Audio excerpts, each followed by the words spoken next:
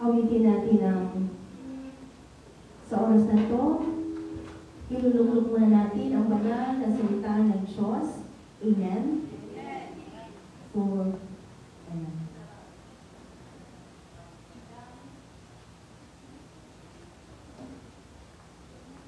Awitin natin ang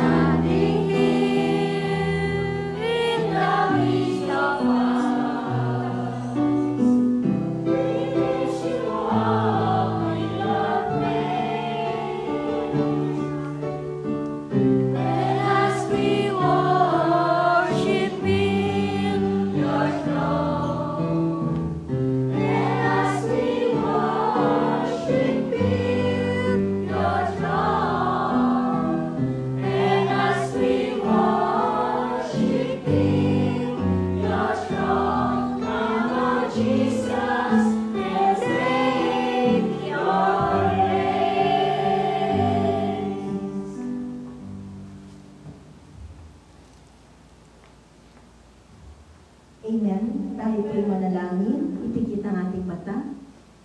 Itaas ang ating mga kamay. At sa mga oras na ito, alisin, iwaksi ang lahat ng kaabalahan, kaguluhan sa ating isip. At manalig ka na sa oras na ito. Ano man ang ating mga problema, lulutasin ng Diyos. Ano man ang sakit, gagamutin ng Diyos.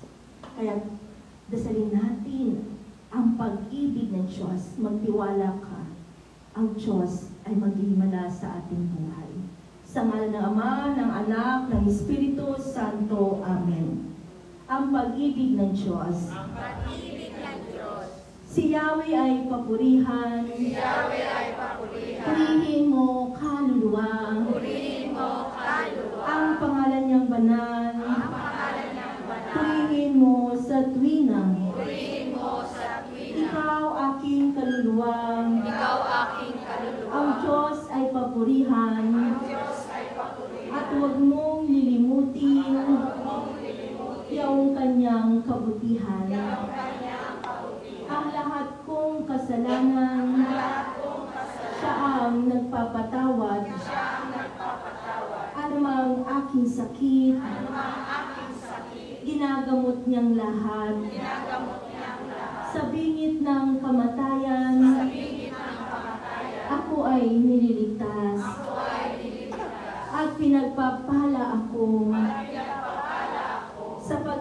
niya't habag. Sa pag-ibig niya't habag. Sa sarili ang dulot niya'y Sa sarili ang dulot niya. kasiyahan habang buhay. Kasiyahan habang buhay. Kaya naman ang lakas ko Kaya naman ang lakas ko. ay lakas ng kabataan, Ay lakas ng kabataan. katulad ng sa agila, Tulad ng sa atin. ang taglay kong kalakasan. Tagay kong kalakasan. Amen.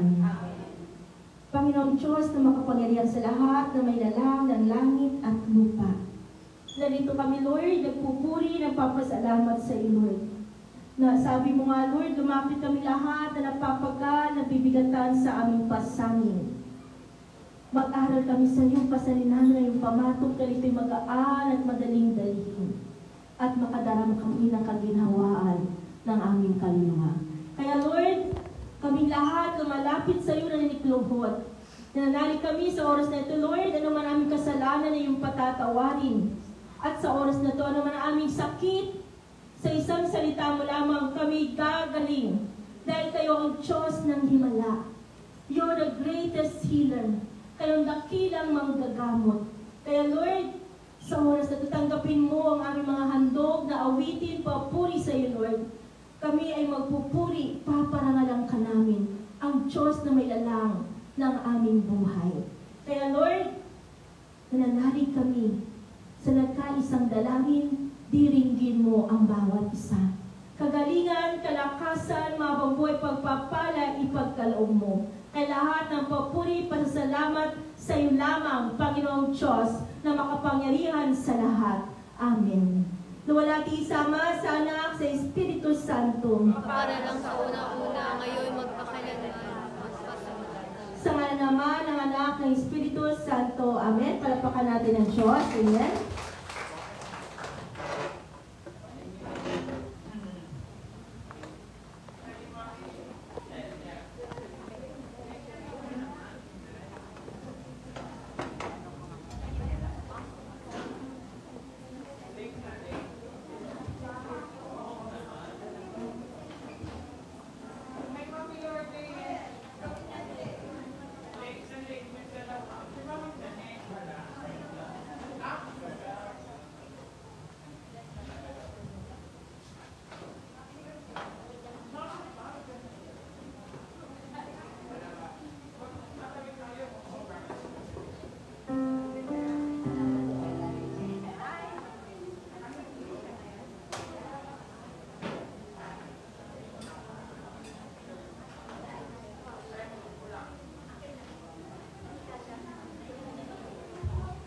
Amen? Ready na po tayo?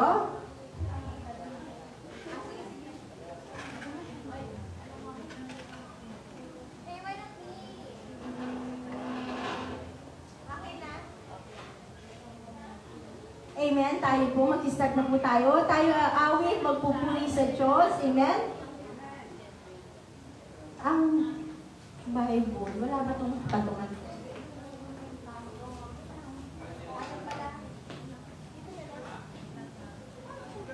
Sino kasama mo? Tita. Open. Ako na. Hindi, okay na. Amen. Tatay na tayo lahat. Aawit tayo kay Lord. Palapakan natin ng Diyos. Welcome sa ating first year anniversary ng ating community na salita ng Diyos, nagpapagaling, nagbibigay buhay, Catholic, Charismatic, Healing Ministry. Amen? Sino gusto dito sa harap? Tayo awit, magpupuri sa Diyos. Amen? Palapakan natin si Lord. Amen? Palapakan po natin. Awitin natin ang Hallelujah. Hallelujah. Kailanman. Hallelujah.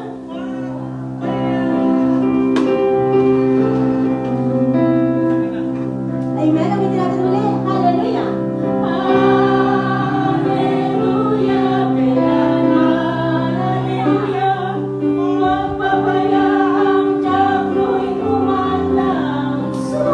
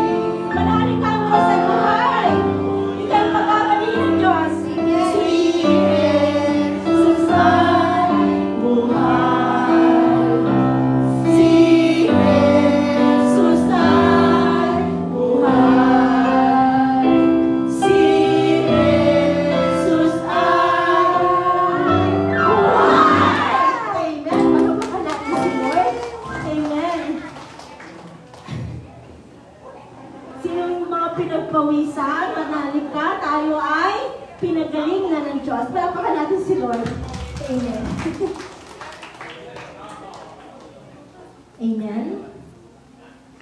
So magsipagkanda na tayo, manalig tayo na talagang ang Diyos tuwang-tuwa na rito tayo lahat sa kanyang bibig, sa binigay sa atin ng Diyos na community ng salita ng Diyos, nagpapagaling, nagbibigay buhay, Catholic, charismatic, healing, sobrang nangbalandit Catholic Charismatic Healing Ministry in our first year anniversary. Amen? Palakpakan natin si Lord.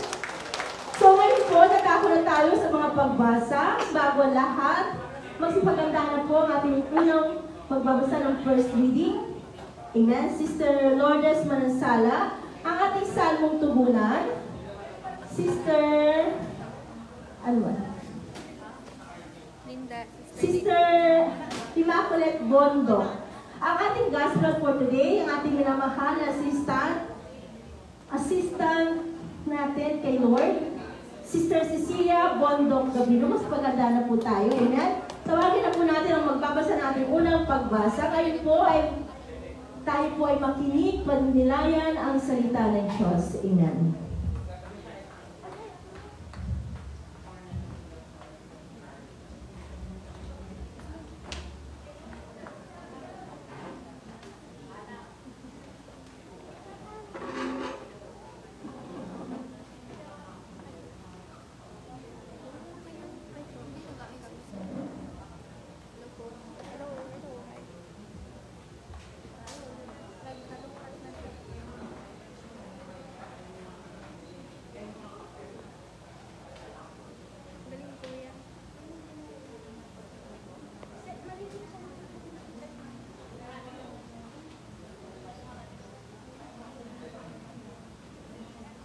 Amen. Tayo na po yung magbabasa ng ating first reading.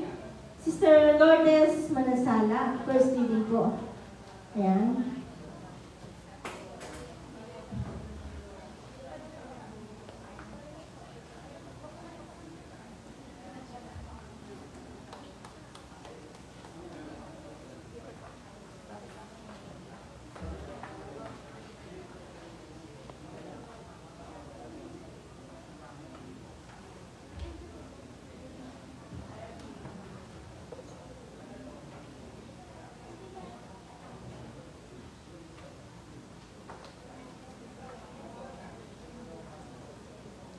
Ang unang pagbasa mula sa mga bilang 12, 1 hanggang 13. Pagbasa mula sa aklat ng mga bilang. Noong mga araw na iyon, sina Miriam at Aaron ay nag-usap laban kay Moises tungkol sa asawa niyang taga-Kos.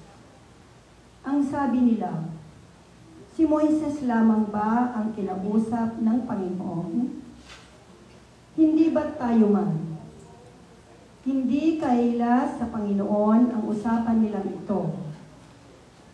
Si Moises naman ay mapagkumbaba, higit sa kanino mang nabuhay sa ibabaw ng lupa.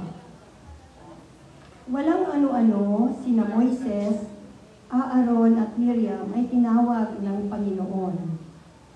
Sinabi niya, magpunta kayong tatlo sa toldang tipanan. At nagpunta nga sila. Ang Panginoon ay bumaba sa anyo ng haliging ulot at lumagay sa pintuan ng toldang tipanan. Tinawag niya sina Aaron at Miriam. Paglapit nila, sinabi niya, pakinggan ninyo ito. Kung ang sino mang nais kong hirangin propeta, napapakita ako sa kanya sa pangitain, at kinakausap ko siya sa panaginip.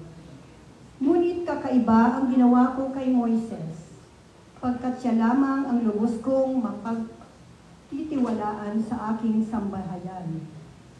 Kinausap ko siya noong harapan at sinabi sa kanya ang lahat sa maliwanag na paraan, hindi sa pamamagitan ng talinghaga. At siya lamang ang nakakakita sa aking anyo. Bakit kayo nag-uusap laban sa kanya? Pagkasabi nun, galit na umalis ang Panginoon. Nang mawala na ang ulap sa ibabaw ng toldang tipanan, si Mariam ay namumuti sa ketong.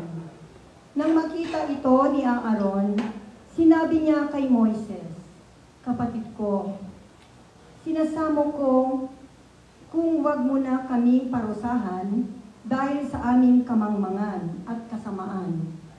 Huwag mong pabayaang matulad siya sa isang buhay na patay. Parang ipinanganak ng wala ang kabiyak ng katawan." Kaya si Moises ay dumaing sa Panginoon na pagalingin si Miriam. Mga kapatid, ang salita ng Diyos. Mapuri na po. Magandang hapon po sa Diyos Ama, Diyos Anak, Diyos Espiritu Santo, at sa ating minamahal na Birhen at sa inyo mga kapatid kay Kristo. Napakaganda po ng ating unang pagbasa. Kasi dito, kahit si Moises po, kahit na sinisiraan siya na nila Miriam at Aaron, ay napakabuti niya. Kasi nung nakiusap sila sa kanya, ayon dito po sa pagbasa natin, napagalingin si Miriam sa kanyang ketongin, ay idinaing niya sa ating Panginoon.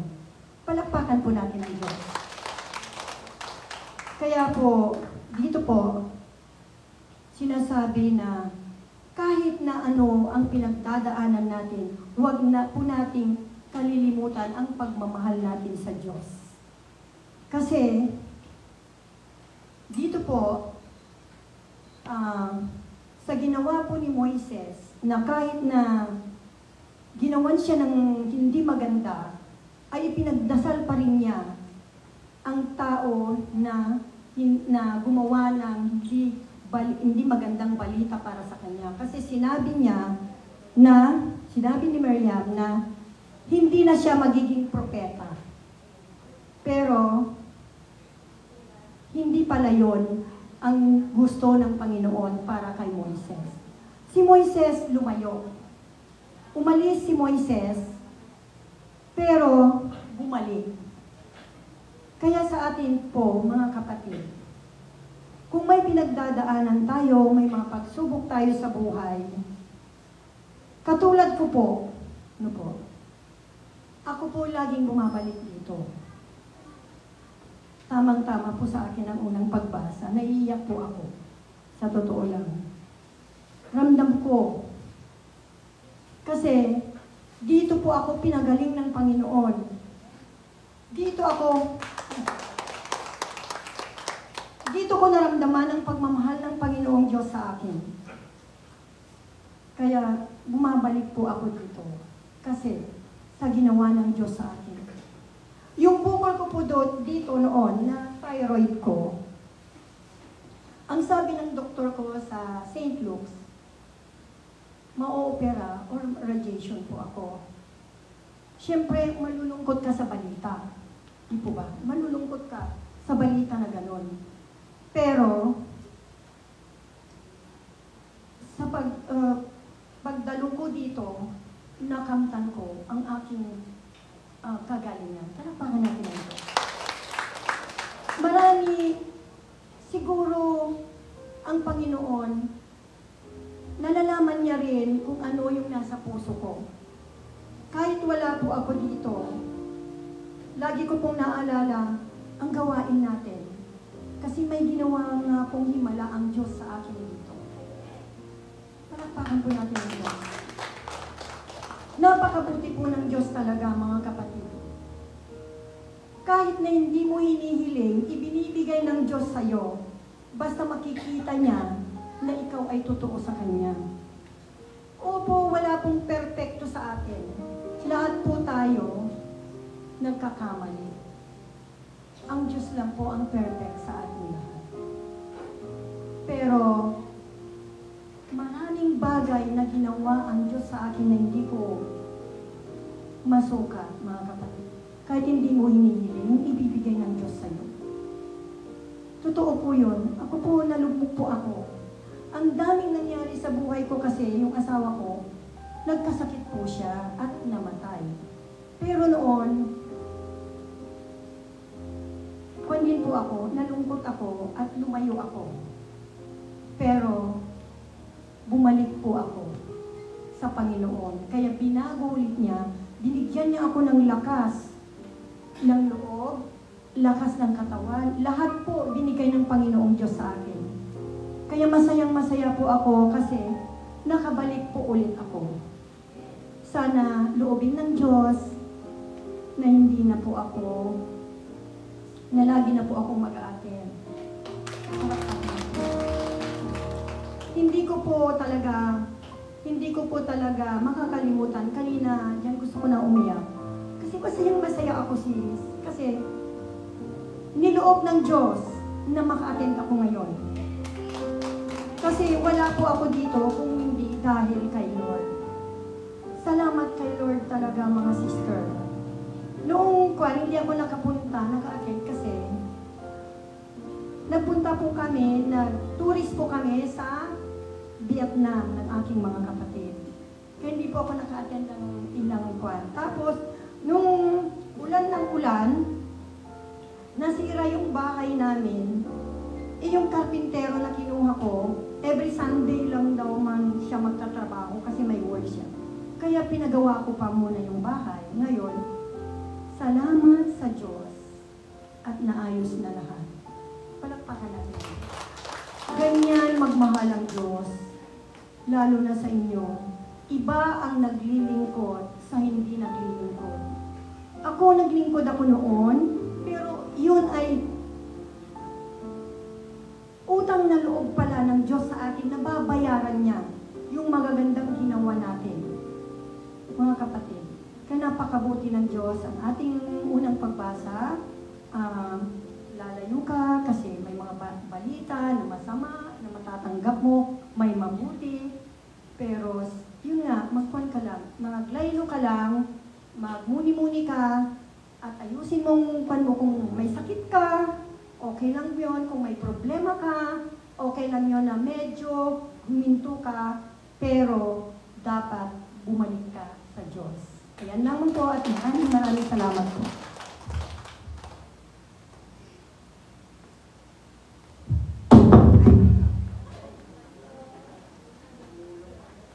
Sorry po.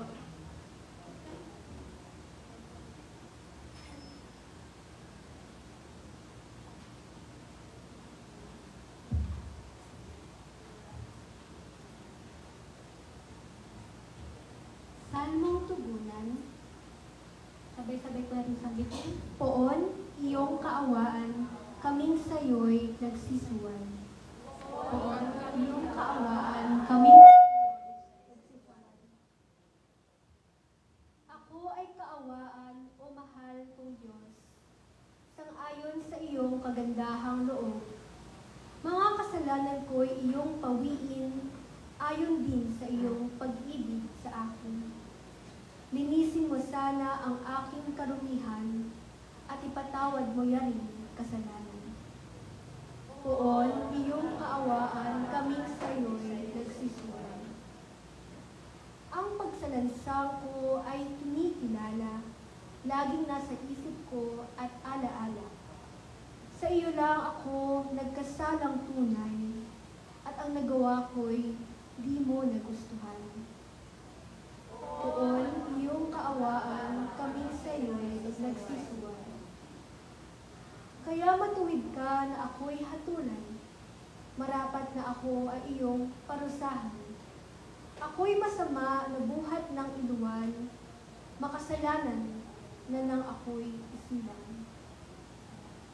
Poon, iyong kaawaan, kaming sa'yo'y nagsisuwan. Isang pusong tapat sa akin ay likhain, bigyan mo, O Diyos, ng bagong damdamin. Sa iyong harapan ay huwag akong alisin, ang Espiritu mo ang papaghariin. Poon, iyong kaawaan, kaming sa'yo nagsisuwan. Magsitayo po tayong lahat bilang paggalang sa mabuti. Tawagin po natin si Sister Cecilia.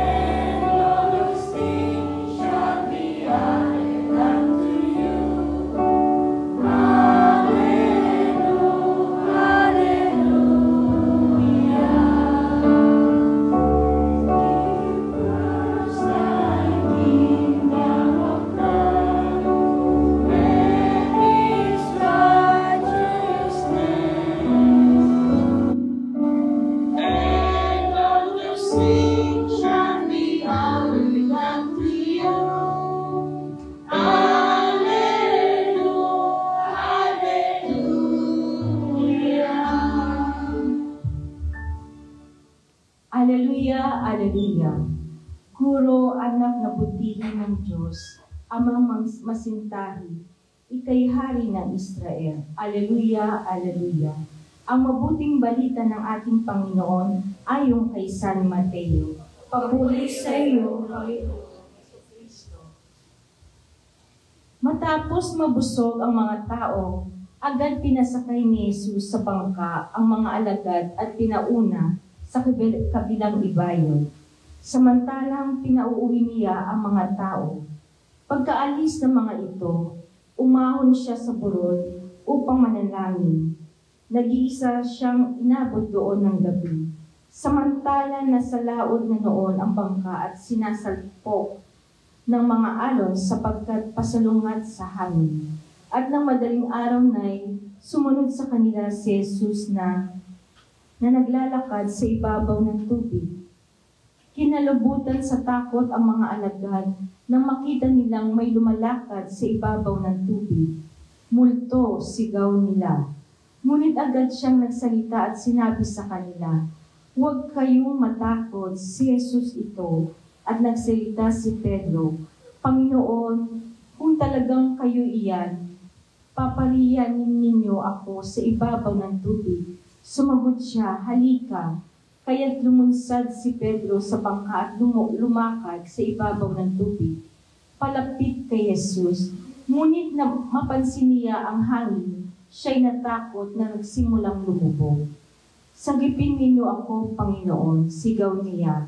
Agad siyang inabot ni Jesus. "Napakaliit ng iyong pananalig," sabi niya kay Pedro. "Bakit ka nag-aalinlangan?" Pagkasakay nila sa bangka, tumigil ang hangin at sinamba siya ng mga nasa bangka. "Tunay na kayo ang anak ng Diyos," sabi nila. Tumawid sila ng lawak at dumaong sa Genesaret. Nakilala si Jesus ng mga taga roon. Agad nilang ipinamalita sa buong palibot ng lupain iyon ang pagdating ni Jesus. Kaya't dinala nila sa kanya ang lahat ng may sakit. Hiniling nila sa kanya na ipahipon man lamang sa mga may sakit kahit ang laylayan ng kanyang kasuotan. At lahat ng makahipon nito ay gumaling. Ang mabuting balita ng ating Panginoon. Pinupuri ka namin, Panginoong Jesucristo. Una sa lahat, magandang hapon sa inyo pong lahat. Happy first year anniversary sa ating Panginoon. At kay Mama Mary, magandang hapon po sa ating banal na Espiritu Santo at sa ating mahal na ina. Una sa lahat, nagpupuri muna po ako kay Lord sa mga biyayang pinagkakaloob niya sa aming pamilya. Nagpapasalamat ako at naka first year anniversary na po tayo ngayon at sa gabay at biyaya ng Diyos at natuloy itong gawain natin para kay Lord. At nagpapasalamat tayo dahil nandito tayong lahat. Malaking blessing po ito kasi ipinalalo natin sa ating buhay si Lord. Kagaya din sa aking buhay, marami man akong pagsubok, marami man akong kautangan, marami din akong mga bayarin sa buhay. Pero nakita ko kapag marunong ka pala magbigay sa Panginoon, hindi ka nagkukulang. Kagaya itong gawain natin, itong Sunday, hindi mo inaasahan na magkakapera ka. Kaya Lord, salamat sa biyaya na pinagkaloob mo na sa oras ng kagipitan, makikita mo talaga yung way ni Lord. Ako sa buhay ko, ang pinanghahawakan ko palagi na sinasabi sa akin na kahit kasing liit na mustasa ng iyong pananalig, kayang-kaya kanyang pagalingin. Sa buhay ko, marami nang pinagdaanan, pero kahit walang ngayon, 3 buwan na yung mister ko na nandito hindi na siya magbabarko, pero yung blessing ni Lord, nandun pa rin na nakakain kami 3 beses sa isang araw, at higit sa lahat, yung gawain natin every Sunday, tuloy-tuloy pa rin. Kahit hirap ka man, pero yung blessing, hindi mo mamamalayan eh. Kagaya sa buhay ko, Lord, kailangan ko nito sa 5 at 15, katapusan. Pero yung way ni Lord, talagang, yung bless na bless ka, kagaya ng gawain natin ngayon, hindi mo inaasahan na makakapag-ano ka ulit. Pero yung bigay ni Lord, iba talaga. Siya talaga nagbibigay ng way. Kaya Lord, salamat sa mga blessing na kahit walang-wala ka, merong taong magbibigay sa'yo na magbibigay sa'yo na ibigay din ni Lord. Kaya Lord, salamat sa kalakasan, sa buhay, na hindi mo kami pinabayaan. Kagaya pala sa atin sa buhay, kapag lingkod ka talaga ni Lord, never kanyang pababayaan. Never kanyang pahirapin. Kahit hirap ka man ako, aminin ko, baon ako sa utang, pero naranasan ko ngayon yung pag-iikapo. Tuloy-tuloy yung blessing eh. Hindi mo inaasahan talaga. Ang bayaran ko sa tubig, napakalaki. Nasa 78. Nakaproduce ako ng 30, pero hindi ko alam kung paano. Pero si Lord talaga nagbibigay. Lahat ng pangangailangan namin pang tuition fee, kasi wala na trabaho asawa ko. Pero papasalamat ako kay Lord kasi yung pamilya namin, kahit wala kaming pera, kasi naranasan ko na naman din na marami nang dumating sa aming buhay. Ang gusto ko yung kapayapaan sa aming pamilya. Kaming mag-asawa, naging close, kung ano mang meron, kung ano mang wala, pasalamatan sa Diyos kung ano mang nakahain. Kaya, pero hindi mo inaasahan, nakakatulong ka pa rin sa ibang tao kahit maliit na bagay. Kaya pala kailangan sa buhay, matuto tayong magbigay. Magbigay tayo at lalo tayong luluwag. Lalo na pagbibigay ng ikapo talaga, Lord, bibigay ko ito 10%. Ganun sa gawain natin every Sunday, bigas, pagkain. Hindi ka nawawalan eh. Hindi ka nasisiro. Masiro ka man, kinabukasan meron ka na namang ibibigay ni Lord. Kaya sa buhay ko, salamat Lord na hindi mo ako pinabayaan.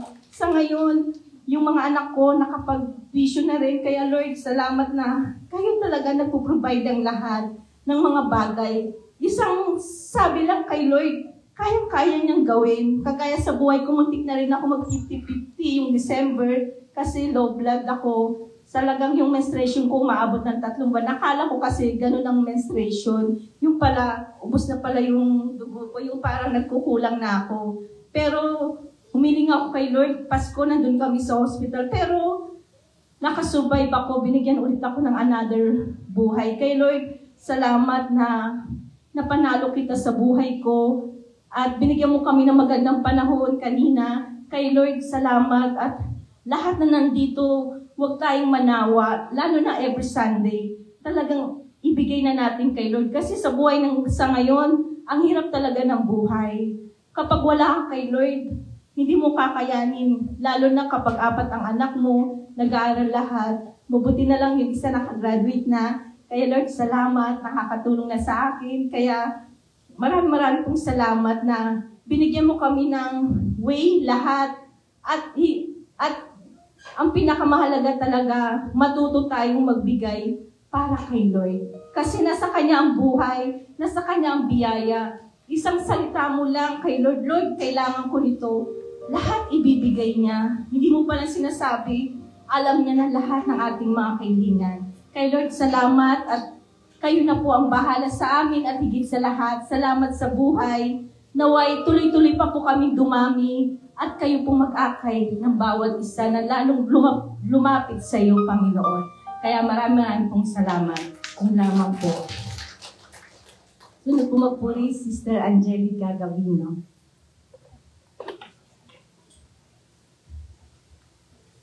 Good afternoon po sa lahat. Nagpapasalamat ako kay Lord dahil nandito po ako ngayon.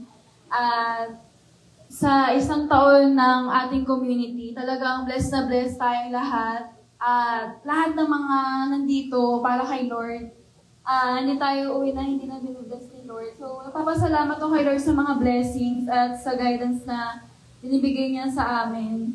At nagpapasalamat din ako kay Lord sa trabaho ko na pinagkaloob niya sa akin.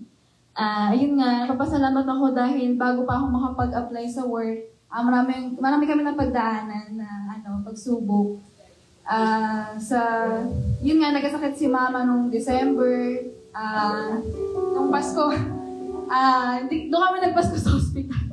Kasi, ayun nga, si Mama, yung sa bleeding niya, talagang yung menstruation niya kasi tuloy-tuloy. Hindi naagapan, talagang kailangan salina ng dugo nung mga time na yun. So, alam mo parang may mga times na hindi natin alam yung mangyayari, parang hindi mo talaga ma-anticipate yung mga bagay kasi wala ka na maalam, hindi ka naman Diyos.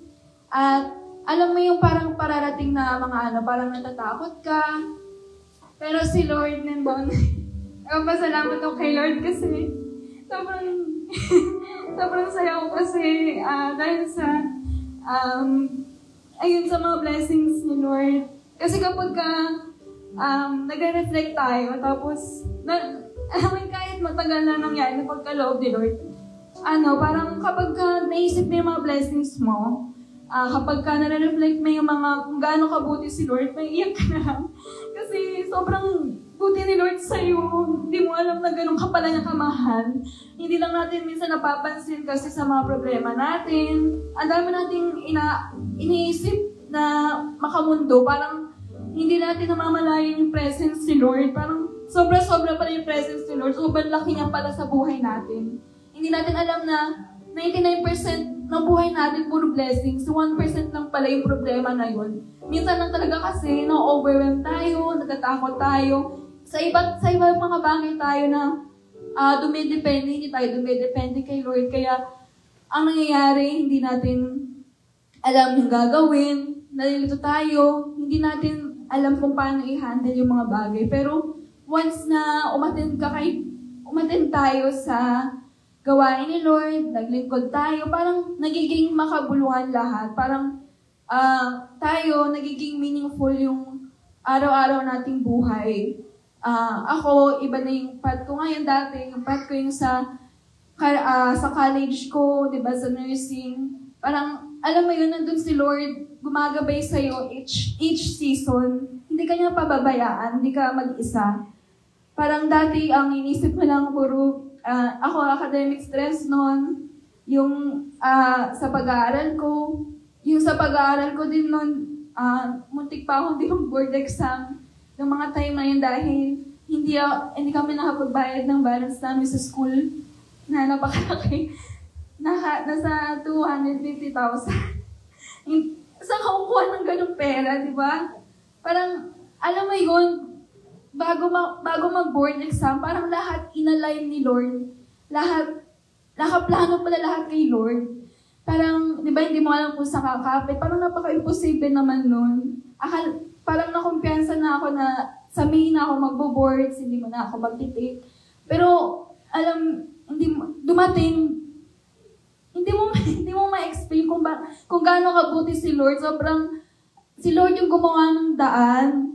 Siya yung nag-provide lahat ng mga time na yun. Kaya, nakapagtig ako ng boards, ng PNLE. Tapos, pagtapos nun, bago pa ang next kong is yung NCLEX sa US, ang license ko bilang nurse. Pinagkaloob din ni Lord yun. Sobrang nakakatawa kasi, alam mo yun, parang hindi mo alam kung paano nagagawa, paano nangyayari.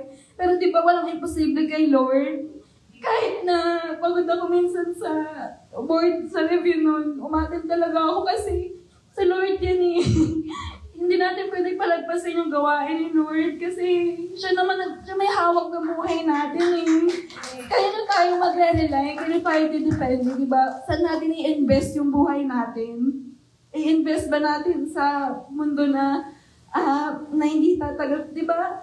Invest natin kay Lord yung time natin, yung effort, pati yung energy, yung buong buhay natin, pagkakaloob natin kay Lord. Ibibigay natin sa Kanya, maglilingkod tayo. Hindi natin alam na i-bless tayo ng sobra-sobra ni Lord. Hindi natin may explain yung pagmamahal niya sobra-sobra para sa atin kahit hindi natin deserve dahil makasalanan tayo. Pero binibigay pa na sa atin ni Lord yung mga blessings. Ayun, pinagkaloob din sa akin ni Lord after ng NCLEX ko. Kuha ko na experience dito dito na pinagkaloob ni Lord yung magandang trabaho sa akin sa Pabella. Ayun, bago pa ako makapag-apply ng trabaho, ayoko talaga mag-apply. Kasi natatakot ako. Hindi ko alam, natatakot ako ng mga time na yun. Sabi ko baka, hindi ako naniniwala sa sarili ko ng mga time na yun. Takot ako mag-apply, kaya dinidelete ko. Sa bahay lang ako nag-ugat sa plato. Sabi ko, nakakatakot kasi talaga hindi ko alam. Pero, apply ako una sa private hospital, sa Chinese din. Pero, ayun, hindi pala talaga ako para doon dahil hindi para sa amin kasi hindi kaya financially. Hindi ko alam na mapapasok pala ako sa government, sa Pabella. Talagang bago pa yun, huli na ako sa application at lahat-lahat, pero nakagawa pa rin si Lord pa rin gumawa ng daan para makapasok ako. Talagang ngayon, nag-work na ako doon 4 months. Nagpapasalamat ako kay Lord dahil, ayun nga, kapag nagiging grateful tayo kay Lord, pagka nagre-reflect tayo sa mga mabubuting bagay na nagawa ni Lord, yung mga answered prayers, hindi natin alam na nabubuhay na tayo sa mga answered prayers na parang minsan kasi natitake natin for granted yung simpleng pagising sa umaga, di ba yung sa mga routine natin, kung ano man yung mga routine natin sa buhay, parang nakakalimutan natin si Lord na ang laking bagay na pala na huminga tayo, nandito tayo ngayon. So ayun, sa tuwing na-overwhelm tayo o nalulungkot, parang maganda isipin yung maganda lumapit kay Lord at humingi ng guidance sa Kanya, gagayad tayo ng Holy Spirit. Bibigyan niya tayo ng yung iba kasi talaga nagpapasalamat tayo kay Lord at binibigay mo lahat kay Lord. Kahit mahirap yung buhay, nagiging magaan dahil kasama natin si Lord. Nagiging priority natin siya. So, ayun lang po. Thank you, Lord. Yung pa pong gusto magpuri, lapit po dito sa harap. Amen. Isa na lang po. Sino pong nais magpuri? Si Nanay Lee. Ano pangalan? Lily. Amen. Sister Lily. Magandang hapon sa ating lahat, sisters and brothers. Ito, pasalamat ako kay Mama Mary at saka kay Papa Jesus. Ganon din kay Amang Santo Domingo. Kasi, ang mangyayari hindi ko rin naintindihan ngayon. Pero, sa totoo lang, parang nababalaghan din ako. Pero siguro, kaloob niya ito. Kaya, wala din akong magagawa. Kasi kung minsan ko din, dahil ako talaga, isa ako rin na BEC, Basic Eclection Community, since 2017. Pero nung pagkaraan ng sabi ko, nung makilala ko si Sister Annalyn, sabi ko, Lord, bahala ka na kung ako ba palilipatin mo dito o kung saan. Sabi ko, ay, ito ngayon, nandito ako ngayon para sumali sa ganitong gawain. Kaya maraming salamat, Papa Jesus, Mama Mary, Amang Santo Domingo, sa pinagkakaloob niyo sa akin mabiyaya at mga pagturo sa komisyon. Maraming salamat po. Thank you po, sister. Ngayon po, magsipaganda na po tayo. Tatayo na po tayo lahat.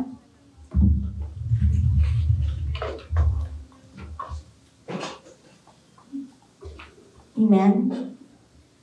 Awitin natin ang Blessed be the name of the Lord.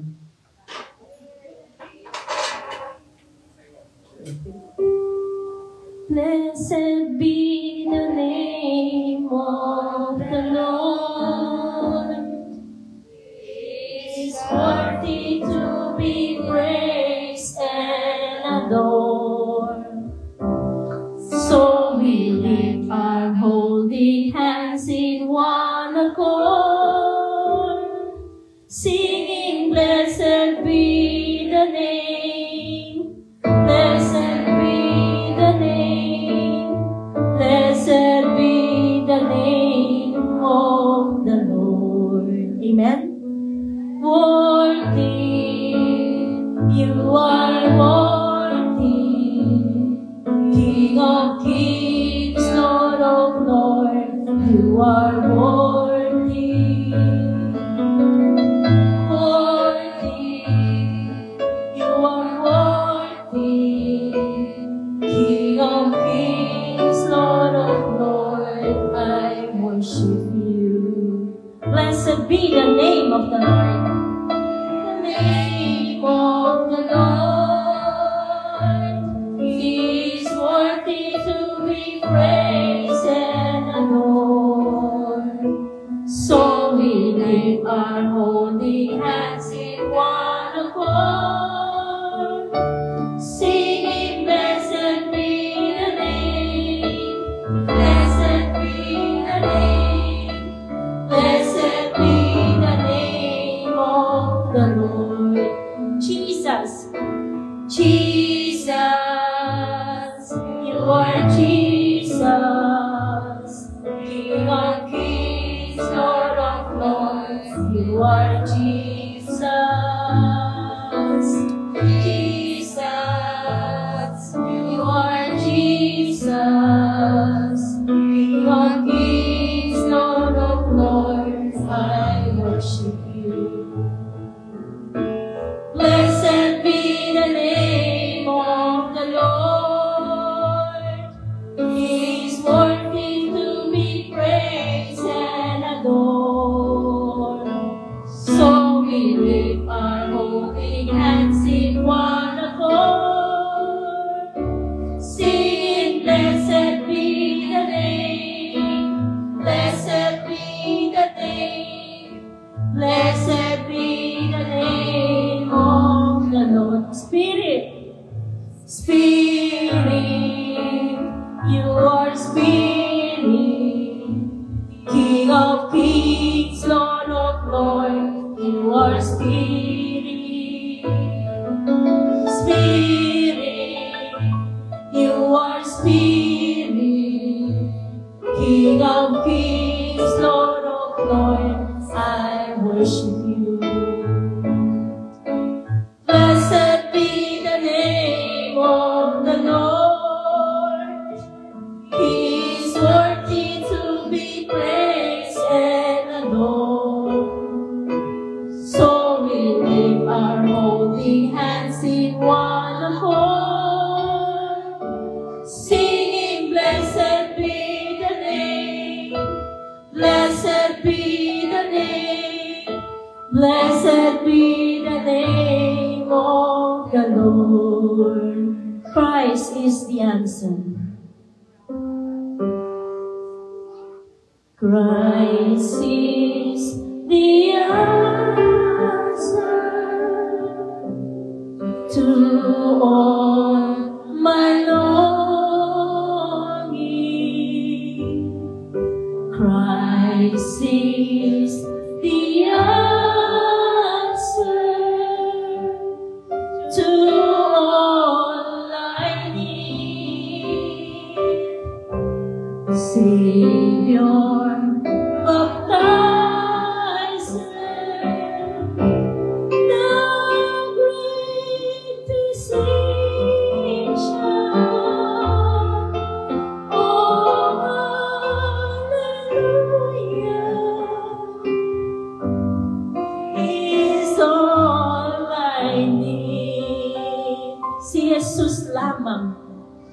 Si Jesus lamang